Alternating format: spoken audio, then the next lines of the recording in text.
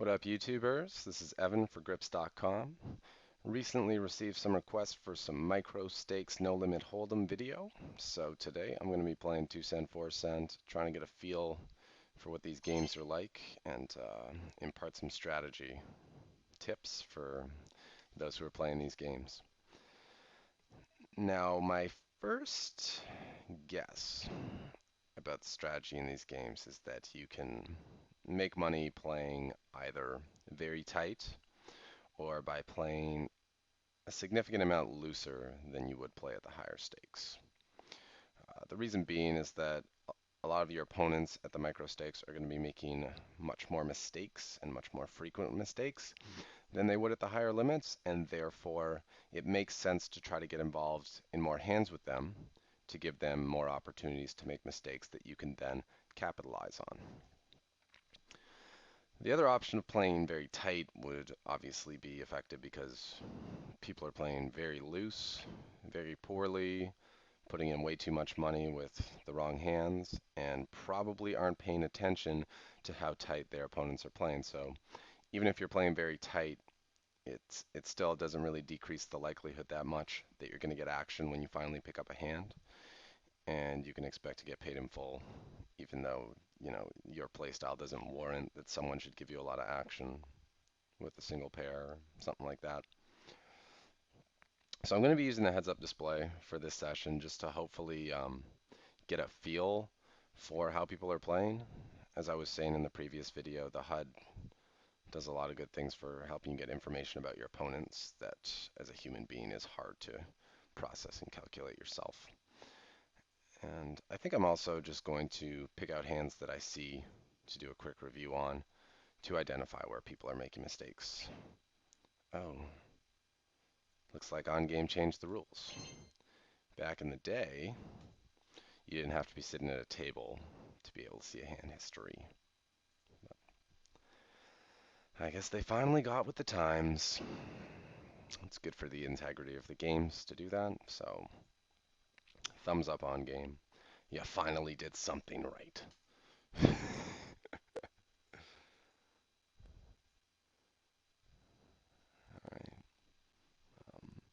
So the good news is for micro stakes players that there is a lot of action at these limits at On Game. I'm looking at the lobby now, and there are like 50 games of 2 cent, 4 cent. So I don't really know anyone who plays more tables than that. So if you're interested in playing micros at Betfair, they got you covered. And also if you move up to 5 cent, 10 cent, there's just as many games there. So pretty sweet. The ace jack on the top left, I'm just going to play pot control and let this guy fire away. I don't want to reveal the strength of my hand by check raising and then scaring him off whatever he might have. Um, by checking and calling, I allow him to value bet with a wider range that I'm beating, and I also allow him to keep bluffing. And he had ace 10 high, so I pretty much had him drawing dead, and there was no real need to check raise. And Sheldon doesn't have a king. So we're going to call the flop, raise the turn to represent. Now, I don't know if at these limits this guy's going to put down a hand like pocket sevens or something that he might think are good on this board, but it's worth a shot. And I've had the question before, so I'm sure I'm going to get it again. How did you know that your opponent didn't have a king in that hand? Generally, when someone flops trips, they're going to slow play it to some extent, definitely by at least starting with a check. So as soon as he just like leads out there, I just think he never has a king. So I just do my best job of representing a king. Because if I had a king, I wouldn't just raise him on the flop, so it doesn't make sense to do that when I don't have a king, just to pretend I do. Ace 3 on the bottom left, just going to fold. That's a really bad hand for calling 3 bets with, even when you are in position.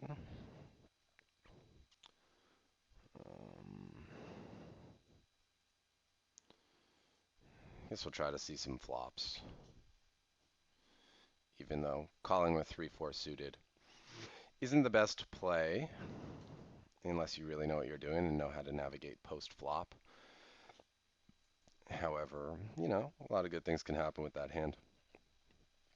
You just need to recognize that when you're making speculative calls with hands like 3-4 suited and stuff, you can't only continue when you flop a flush draw or, three of a kind or a straight draw. You have to be willing to make plays when you flop a single pair or, a backdoor straight draw and a backdoor flush draw. You have to be comfortable doing that. So if you're not comfortable doing that, you probably want to avoid calling raises with speculative hands like 3-4 suited and sticking with hands that, play well and are easier to play once you see the flop. Something like a king queen suited, king jack suited, maybe ace jack offsuit, medium-sized pocket pairs, things like that. Or simply following the rule of waiting for optimal spots to speculate with those hands. So if there's a raise and a call, then always calling with your suited connectors and your suited aces and all your pairs. And a lot of that's just going to come down to personal preference. I have a lot of friends who are great players who love to play a really loose style and get into as many spots as they can. And I have a lot of other friends who play a much more conservative style. And both of them can work when executed correctly. Just going to slag it up a bit. King 4 suited generally would rather be in the cutoff or the button if I was going to raise this hand, but I'd like to get in some spots. So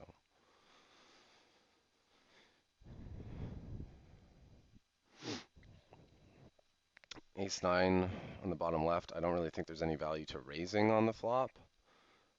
I think if I were to do that, I would only get played back at by hands that either had me beat or have very decent equity against me. So I'd rather just call, call, call. But since I made a full house, I would raise the river if you bet again. And I think he most likely has like ace high at best here. So I'm just going to bet really small and try to get him to call with the widest range possible. If I bet slightly bigger, he can call with pocket pairs as well, but no longer with ace highs. And if I bet really big, he can only call with a 7. So that's how I kind of determined my bet sizing there. And he had pocket jacks, so I probably could have bet a little bigger, but I'm cool with my bet size because I maximized my expected value against his entire range of holdings on the river.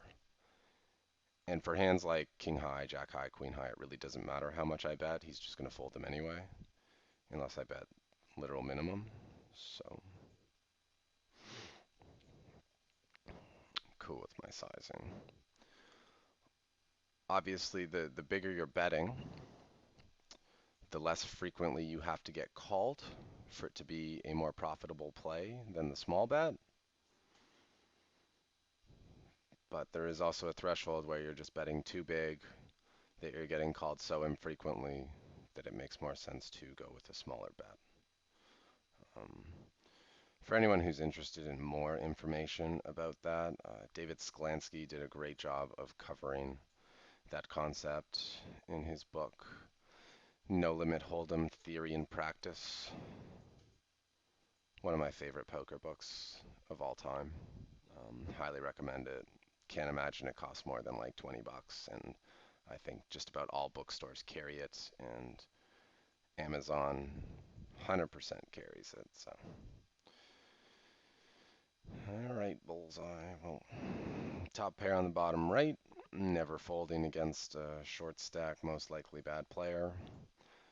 Want to bet small enough that he has a little bit of room to, raise me and think I might fold. If I bet 50 cents, I'm obviously never folding, but by going with that small size, I might get action from a wider range. And here, I want to bet more than a quarter of the pot, but not more than a third. So I want to give him the best price to call with some weak hands. And I want to bet an amount that if he has a flush draw, he's breaking even by calling, or an open-ended straight draw. And I got him. I got him good. So there's a mistake you're going to see at Microstakes. No Limit is overplaying weak hands. I think he limped in and then called a big raise there with ace-8 offsuit, which is definitely bad. And as you can see, his pre-flop error was compounded post-flop when he made top pair and then had no choice but to call off. I mean, he could have folded when I bet the turn, but if I'm ever bluffing, then that would be bad. So, I mean, better to just avoid the spot altogether. Um, Completing for the 2 cents, it's okay. But when the pot gets jacked up and you're going to be playing out of position, you definitely want a hand somewhat better than ace-8 offsuit. I'm not going to raise the 10-7 off because the small blind has very high 3-bet percentage and seems like an aggressive player.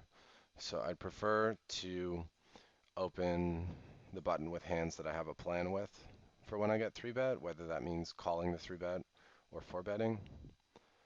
If I'm just planning to raise and fold, and there's a very high likelihood that I'm going to be getting 3-bet, better to just open fold the hand.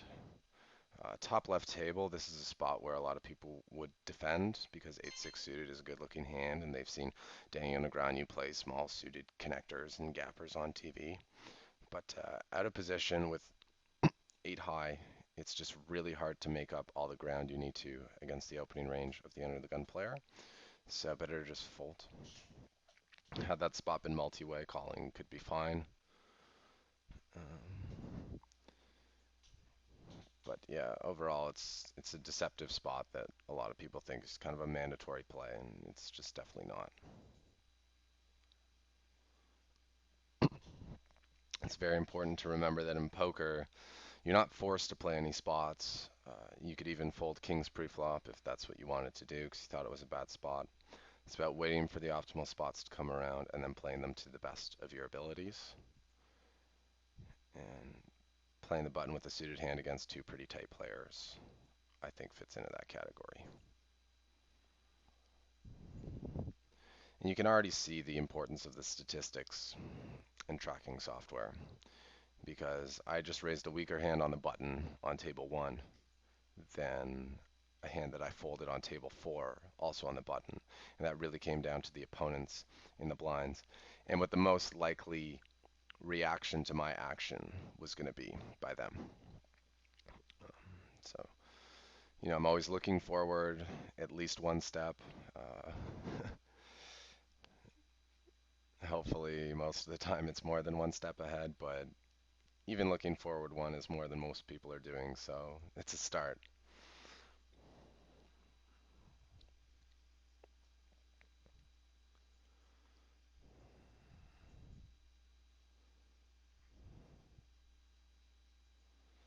And what I like so far about these games is it doesn't really seem like anyone applies too much pressure in spots where they could definitely be putting me in uncomfortable spots and putting me to tough decisions. I think that's just not the case here at the micro stakes. Most people are just playing their own 2 cards. And all right, here's a spot where the opener is very tight. He's played one hand out of 48 hands. He's played like 2. So if he's raising from first position, I don't really want to just try to get it all in with pocket jacks. So I'm just going to call and then kind of take it as it comes. Pretty good flop for me. I could lead. I am going to lead. If the opener has a hand like ace queen, ace king, he might fold to this bet. Whereas if I check to him and he continuation bets, which he will do with his whole range on this board, I don't really get any more information about his hand. And therefore I'm kind of moving on to the next street blindfolded. If I bet out here and he raises me, I can be fairly confident that my jacks are no good. And I put in the same amount of money that I would have put in by checking and calling, but I gain more information this way. I also think that by leading, I give myself a better chance to get value from Range Rover if he just has an 8 or a flush draw. And I also guarantee that the flop doesn't get checked through, which could be really shitty if like the king of spades or the queen of spades is next card to come off the deck. And you saw there that just because I had an overpair doesn't mean I have to go all in. And That's a concept that takes a lot of people a long time to learn, but it's a very important one because if you're not getting stacked in spots where everyone else would be getting stacked, that's one of the spots where you're making money and they're losing money. Anytime you play a hand differently than you would have if you could see your opponent's cards, or you play your hand the same way you would have if you could see their cards, you're gaining. And that line I took there of leading out allowed me to pretty much force Porridge Key to turn his hand face up, allowing me to play perfectly. Yeah, anytime you play a hand differently than you would have if you could see your opponent's cards, you lose.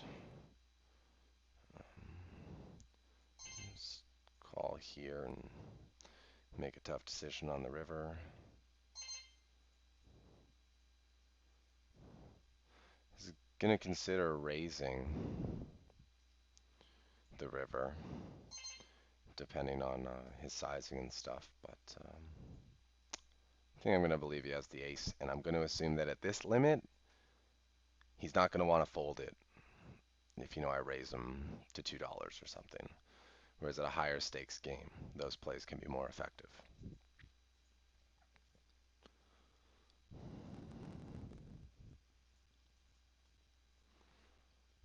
Okay, with the 5-6 suited at the top right, could go either way. Could just over limp and see the flop, or I could raise it up to build a pot. Given that both of the limpers are somewhat short stacked, I'm going to just call. If they both had 100 big blinds or more, then I would probably put a pot sweetener raise in there so that if I did hit the flop, I have a better chance of winning a very big pot. Another factor that's important is whether or not the first limper likes to limp re-raise a lot. If he does, then obviously raising to build the pot makes no sense because you're just going to be getting re-raised at a high frequency, um, and then you won't even get to see the flop. So in those cases, over limping is definitely the way to go. You can only know that information from observation, of course, and taking lots of player notes. You click the guy, you click edit note, you write what you want to write, and then that note is saved. And you may think it's a waste of time to do that because you say, well, I'll remember what happened. But having concrete stuff on the player is worth way more than trying to remember everything. There's no way you're going to remember every important thing that happened about every player you played with unless you play with, the same 9 guys once a week and that's it. Now, anytime something like well, this guy has at least trips, possibly a full house, but I'm not folding a straight because I do beat a good chunk of the range. So nice hand if you got me dead, bro. Yeah. So that's a spot where if I had raised pre-flop, the 7-4 off wouldn't have been in there. If I'm being results oriented. The check min raise, especially out of position and especially on the turn, is always indicative of an extremely strong hand. If it turned out that he wouldn't do that with even just trip 4 as top kicker, then I could fold my hand. But I don't know enough about these guys to make that ridiculous of a hero fold. And this time I'm going to go for the pot sweetener because I know he's limping with 7-4 offsuit and he's going to be limp folding to this a lot. And that's too bad. Let's see, get the calculator up, figure out my pot odds. So it's 87 cents to win a total of 228. So we divide 87 cents into 228 and see that I need 38% equity to call. That other guy called, so I'm going to fold. But let's see. He had ace king. And if we get our poker stove and we put in ace king against 6-7 suited and evaluate, we see that I have 42% equity in that situation. So if I knew for a fact that Dangerous Mouse had ace king there and ace king only, then I would have been correct to call off with the 6-7 suited because of the pot odds I was getting. So it's a spot where even though I'm confident I don't have the best hand, if the math works out that I have the right chances of winning compared to the pot odds I'm getting, I should be making the call, even though I know almost with utmost certainty that I don't have the best hand there. And now that's not to say that folding I think overall is going to be better, because if we put the other hands in his range that he's going to have there, just get me the 6-7 suited again. And he has ace king suited, aces, kings, queens, jacks. Let's just say he's very tight for getting it in, even though this is tighter than it should be. Against that range I have 29%, which is less than the 38 I need. And if we widen it,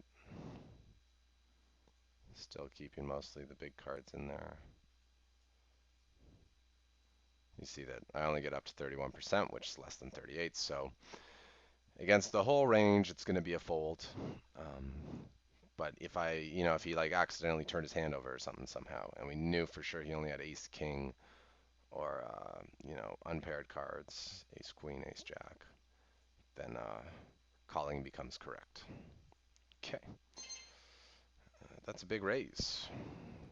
But I've got two jacks and he's on the button, and he has a big 4-bet range, so he probably gets it in with a lot of garbage. So I'm getting it in.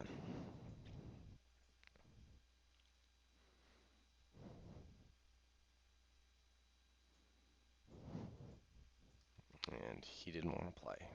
Shame. Well, another good piece of information. When someone bets pot, like they click the pot button and bet, it's more likely to be a strong hand than a bluff.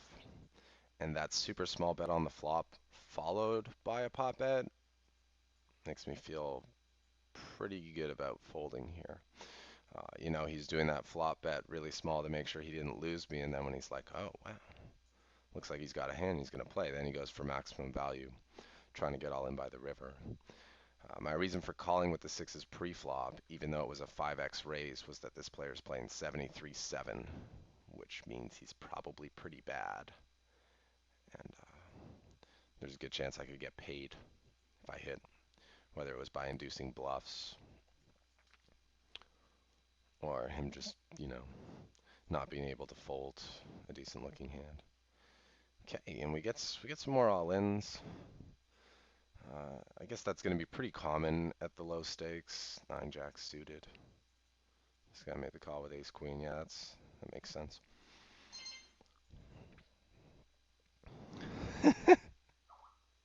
9 jack wins.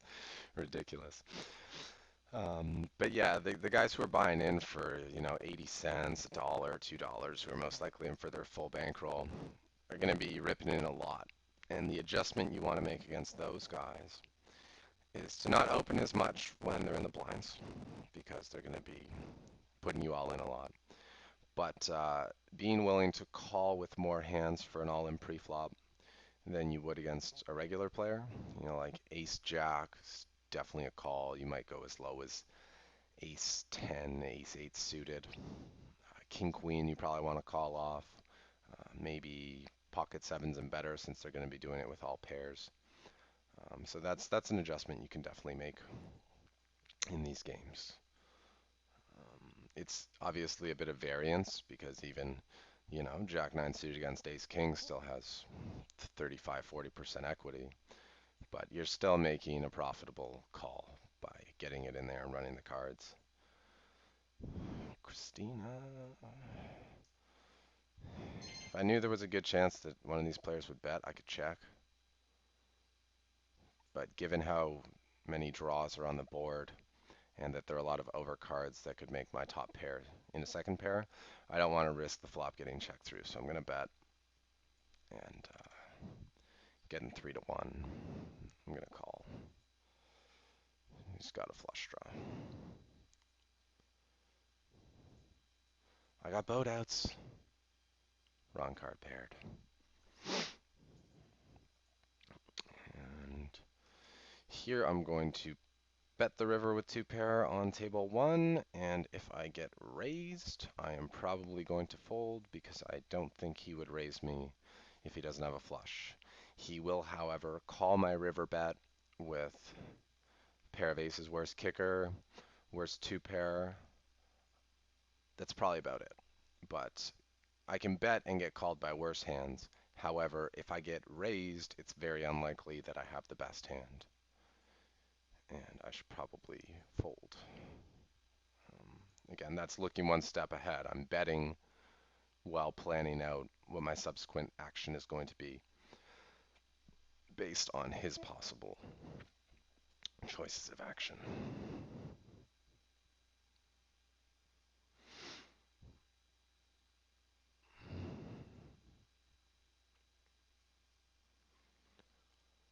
And so stats are starting to come in.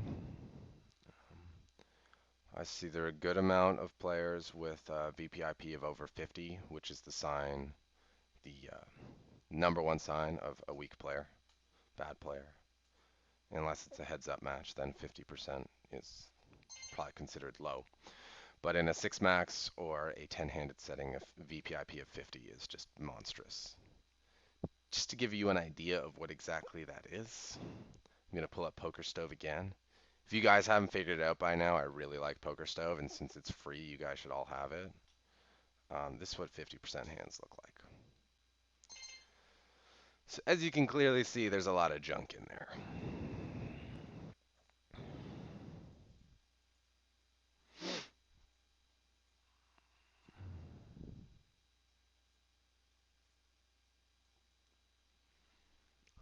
There are also a few like really tight guys, but for the most part, it's a pretty wide gap between VPIP and PFR, which means that players are either limping a lot or calling a lot.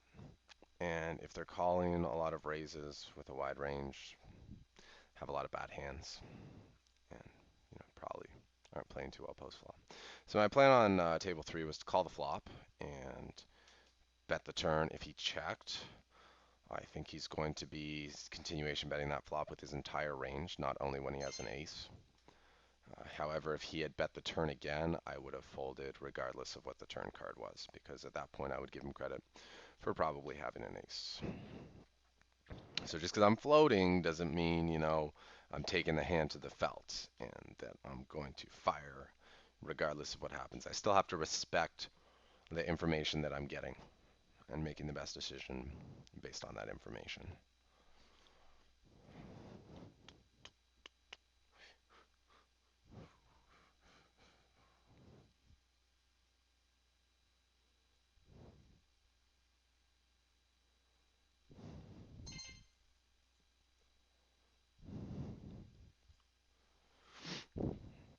So here's an example with King Jack.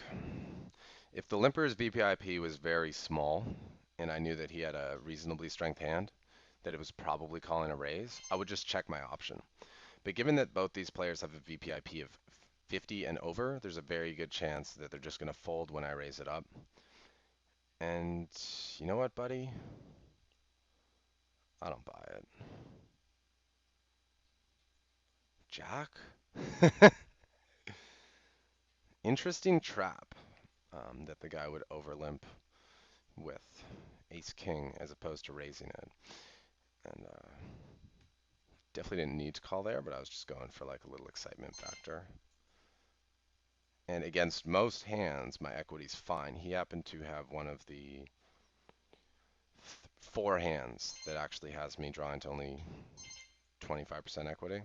So that was unlucky. And I thought it was much more likely that he would have a pair or an ace-x type hand. Or, he might add something like the jack-9 suited he had before. That's why I decided to make the call. But obviously it wasn't a necessary call, and I had so little invested at 24 cents that risking another $1.76 to win whatever it was, $4, wasn't that necessary. Just doing that calculation again. 176 into 4. I need 44% equity. And even though King Jack's live against a lot of hands, it doesn't have 44% against that many hands. So maybe I should have taken a bit more time, thought about it a bit more, and made the fold. But given that gives me an opportunity to talk about that theory and that part of the game, it was worth the buck 76 to me.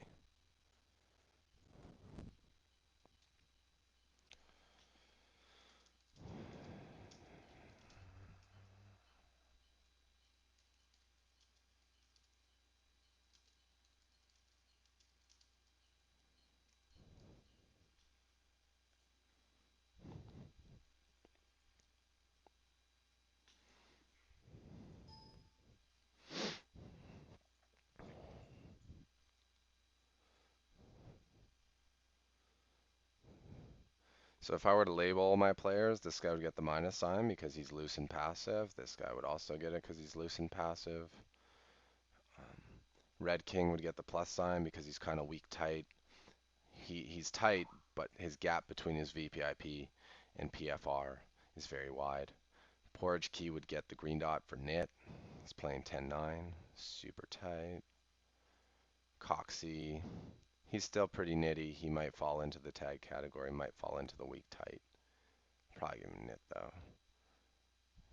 Nit, tight, aggressive. Exclamation means loose and aggressive. With a 25 3-bet and infinite aggression, Cerber definitely fits in that category. Silver cut aggression of 8. So he's also getting the exclamation mark. Sheldon will get a loose aggressive. It's a red dot. Range Rover, weak tight. And that's not necessarily the labeling system that you would have to follow. That's just the one I've been using, and I found it gets the job done pretty well. Because when I look in the lobby at the tables, I can see what labels each player has. So once you've played with enough of the regulars and stuff, you can see them in the lobby, and if you find a table that's all regulars, you don't need to bother joining that game. You can pick another one of the 50 available games and try to find the best one. So when I'm looking for games and selecting, I'm looking for through the lobby to find as many exclamation marks and minus signs as possible, because that's where the dead money is and the easy value.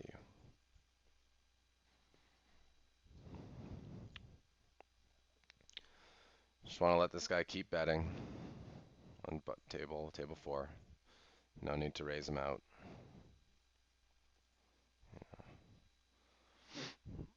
If he had a 6, he's probably just calling one raise anyway, so I get the same amount by raising the turn as if I wait till the river to raise. But if I do it this way, god damn again. I mean, I believe him this time, but now I have personal vendetta with him, and I just want to bust his ass. I think he has Queen Jack, based on the percentages, and based on the fact I'm drawing dead now, yeah, he definitely has Queen Jack.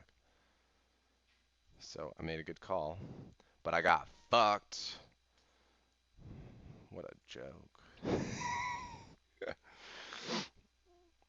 This guy had ace jack, so I think I maximized my value by taking that line. If I had raised at any point, he might have folded. And there's something that's very important is when you take a bad beat like that, you got to be able to take it in stride and not get too upset about it. If you let losing a 60-40 affect you, it's going to wreak havoc on your results because you're going to be tilted and playing bad on your other tables and giving away a lot of equity one way or another. And even a 60-40, yeah, you have the best hand, but in 5 runs, you're going to lose 2 of them. That's still pretty high. Same with people think with kings should beat an ace-x hand every day of the week, but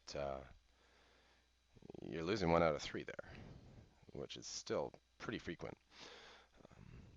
For people who do get strongly affected by losing 60-40s and stuff, or 55-45s, the most likely reason is that you have too much of your money in play, so it's really significant loss when you get psyched out in those spots.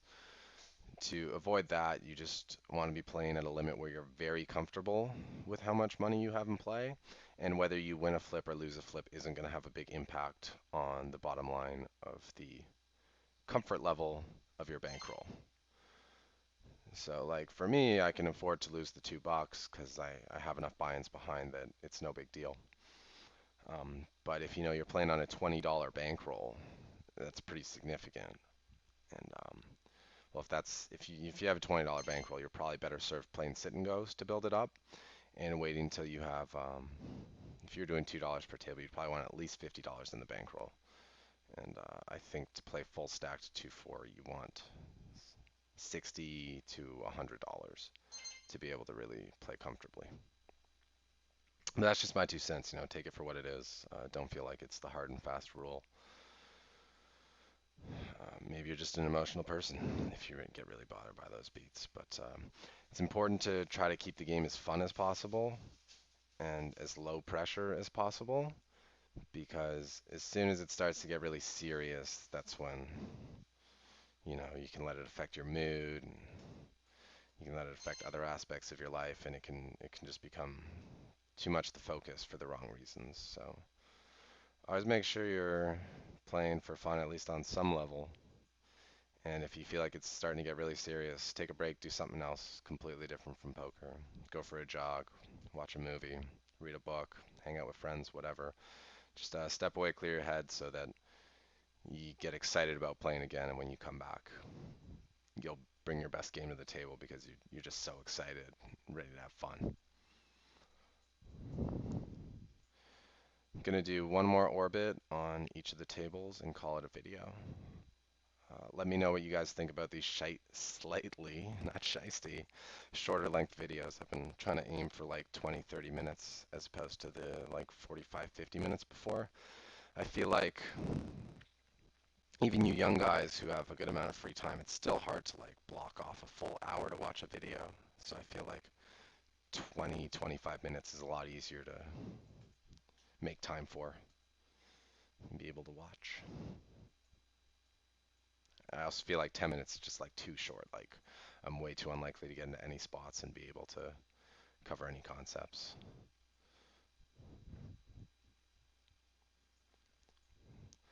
Okay, one more orbit on the shorter tables because I got a full orbit on table 2 and table 3, so just so that they finish around the same time.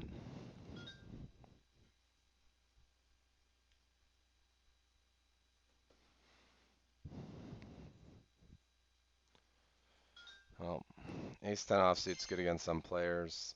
This guy's opening range is pretty tight though, so I'm gonna let it go. And if I said suited, I'm sorry.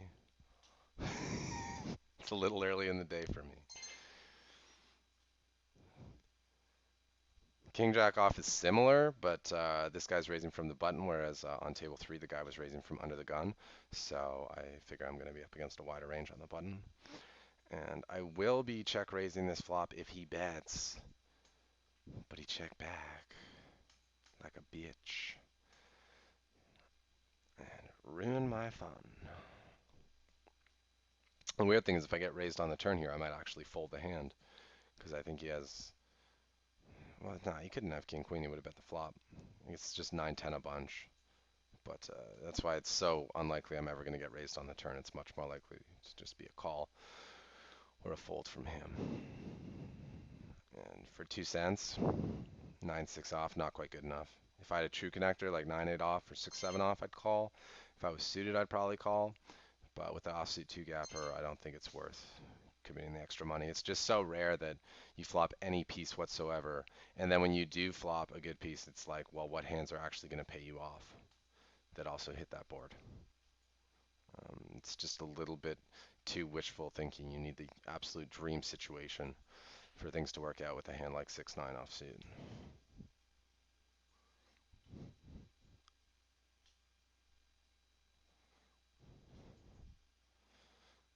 And air ball over here.